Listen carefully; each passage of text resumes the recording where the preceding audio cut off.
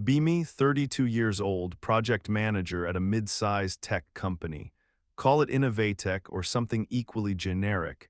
Decent pay, good work-life balance, comfortable apartment. Life is pretty okay. Our chief executive officer is a woman named Alina. She's in her late 40s, sharp, ambitious, and very, very vocal about her feminist principles. Which is fine, I guess. I never really thought much about it. Work is work. As long as everyone does their job, I don't care about their politics. The story really starts about a year ago. Alina calls an all-hands meeting. Big announcement. We're all gathered in the main conference room, buzzing with speculation. Is it a merger, an acquisition, a new product launch? Alina takes the stage, beaming. She talks about breaking glass ceilings, empowering women in tech, the usual stuff. Then she drops the bomb. Innovatech is restructuring. A significant portion of our workforce is being laid off.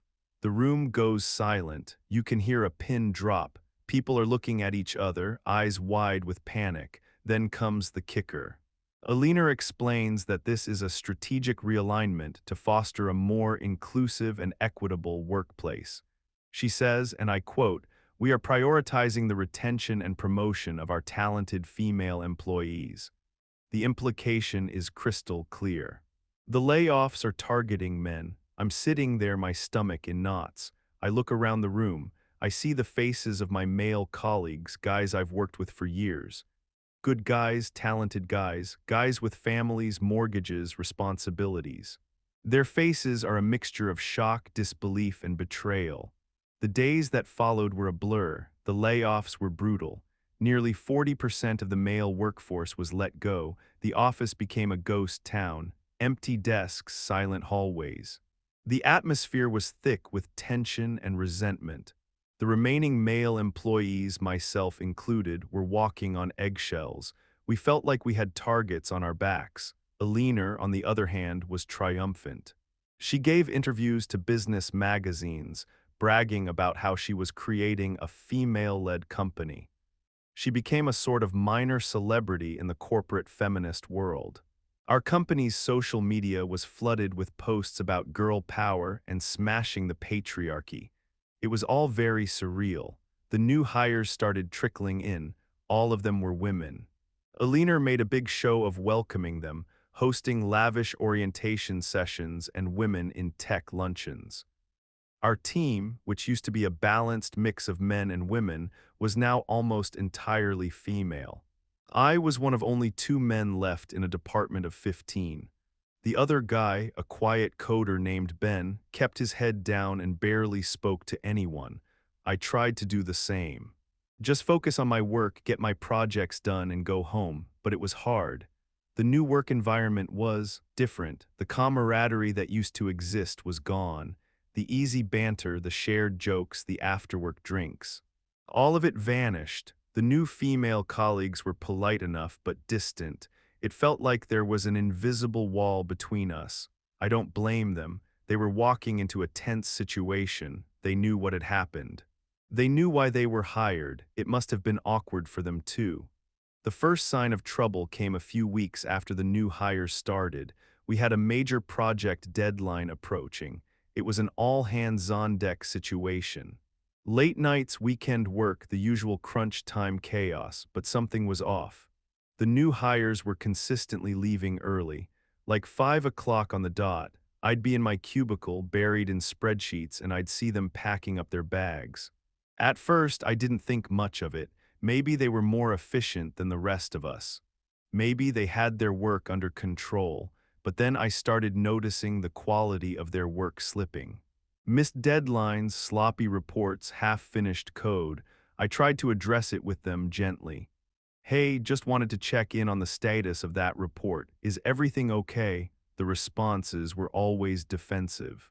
"I have a lot on my plate. I'm doing my best. I have a family to get home to." That last one was the most common excuse. It seemed like every single one of the new hires was a mother with young children. Now I have nothing against working mothers. My own mother worked my whole childhood, but this was different. It was like their parental responsibilities were being used as a shield.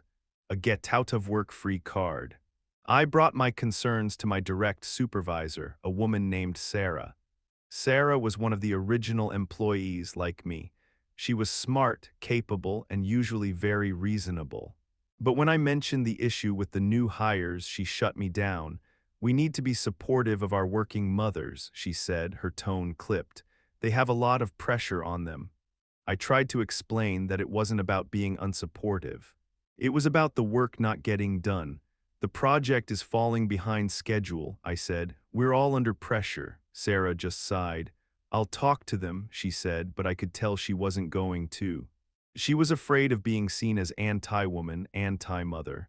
Alina had created a culture of fear. No one wanted to be the one to challenge her feminist paradise, so the rest of us picked up the slack. Ben and I, along with a few of the more dedicated female employees, were working 12-hour days, 7 days a week. We were exhausted, burned out, and resentful. The project was a mess. We were weeks behind schedule. The client was getting antsy. Alina, of course, was oblivious. She was too busy giving TED Talks and accepting awards for female leadership. The breaking point came on a Tuesday afternoon. We had a crucial client presentation scheduled for the next morning. A huge chunk of the presentation was still unfinished, the part that was assigned to a new hire named Jessica. Jessica had been out of the office for the past 2 days. Her kid was sick, she said. We had been trying to reach her all day, but she wasn't answering her phone or emails. Panic was setting in. Sarah was pacing her office, wringing her hands. "What are we going to do?" she kept saying. "What are we going to do?" I finally had enough. "I'll do it," I said. "Ben and I will stay tonight and finish it." Sarah looked at me, her eyes filled with a mixture of relief and guilt. "Are you sure?" she asked. "You've already done so much." "What other choice do we have?" I said, trying to keep the bitterness out of my voice. So Ben and I stayed. We ordered pizza, chugged coffee, and worked through the night. It was grueling, but we got it done. The presentation was finished just as the sun was coming up. We were running on fumes, but we had saved the project. The next morning, we stumbled into the office looking like zombies. The client presentation was at 10. Just as we were setting up the conference room, Jessica walked in. She looked refreshed, well-rested, not a care in the world. "Oh, good," she said, looking at the finished presentation on the screen. "You guys handled it." I just stared at her speechless. The rage was bubbling up inside me, but I knew I couldn't say anything. What was the point? I'd just be branded as a misogynist, a whiner. The presentation went well. The client was happy. Alina was thrilled. She sent out a company-wide email praising the team for their hard work and dedication. She gave a special shout-out to Jessica for her leadership on the project. I felt like I was in the twilight zone. After that, things went from bad to worse. The working mother excuse became an epidemic. It was a constant stream of sick kids, school plays, parent-teacher conferences. The new hires were barely ever in the office, and when they were on the phone, dealing with some domestic crisis. The rest of us were drowning in their work, our productivity plummeted, our morale was in the gutter, we were losing clients. Our company, which had once been a rising star in the tech industry, was now a sinking ship. One afternoon, I was in the break room, getting a cup of coffee. A few of the new hires were in there, chatting.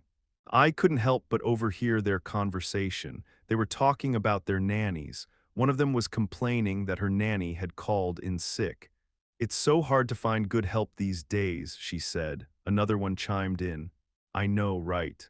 My nanny is always late. I have to rush out of here every day to pick up my kids from school."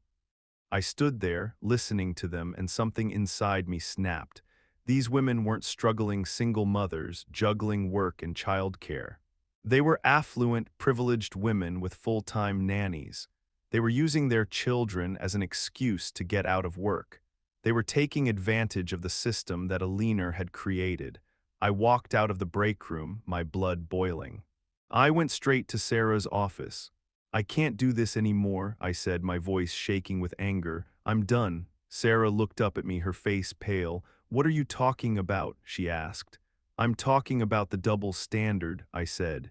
I'm talking about the fact that I'm working myself to the bone while your new hires are out shopping for nannies. Sarah didn't say anything, she just looked down at her desk. I'm resigning, I said. I'm giving you my 2 weeks' notice. I walked out of her office and went back to my desk. I started packing up my things. A few minutes later, Ben came over to my cubicle. I heard, he said. I'm with you, you're quitting too, I asked, surprised. Ben nodded. I've had enough of this place, he said, so we both quit. Our departure sent shockwaves through the company. We were two of the most senior and experienced employees left. Without us, the already struggling projects would completely fall apart. Alina was forced to come out of her ivory tower and deal with the mess. She called an emergency meeting with the remaining team members. I wasn't there, of course, but I heard all about it from Sarah. Alina was furious. She accused me and Ben of being traitors and saboteurs. She said we were undermining her vision for a female-led company. But then something unexpected happened. The other female employees started to speak up. The ones who had been there before the layoffs.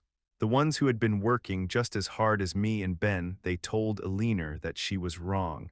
They told her that the problem wasn't me and Ben. The problem was the new hires. The problem was the culture of entitlement and laziness that she had created. They told her that they were tired of carrying the weight for a bunch of women who were using their children as an excuse to not do their jobs. Sarah told me that it was a full-blown mutiny. Alina was stunned. She had no idea that this was happening. She was so blinded by her own ideology that she couldn't see the reality of the situation. In the end, she had no choice but to listen. She fired Jessica and a few of the other worst offenders. She implemented new policies, making it clear that parental responsibilities were not an excuse for poor performance. She even started hiring men again. It was a small victory, but it was a victory nonetheless. As for me and Ben, we landed on our feet. We both got new jobs at a competing company. A company that valued its employees based on their skills and work ethic, not their gender. I heard that Innovatech is still struggling. They lost a lot of their clients. Their reputation is in tatters. Alina is still the chief executive officer, but her star has faded. She's no longer the darling of the corporate feminist world. I don't take any pleasure in their downfall. I just feel a sense of vindication. I stood up for what was right, and in the end, the truth came out. The moral of the story, I don't know if there is one. Maybe it's that you can't build a successful company on a foundation of ideology. Maybe it's that true equality means treating everyone the same, regardless of their gender. Or maybe it's just a story about a feminist chief executive officer who bragged about cutting men until her new hires needed full-time babysitters.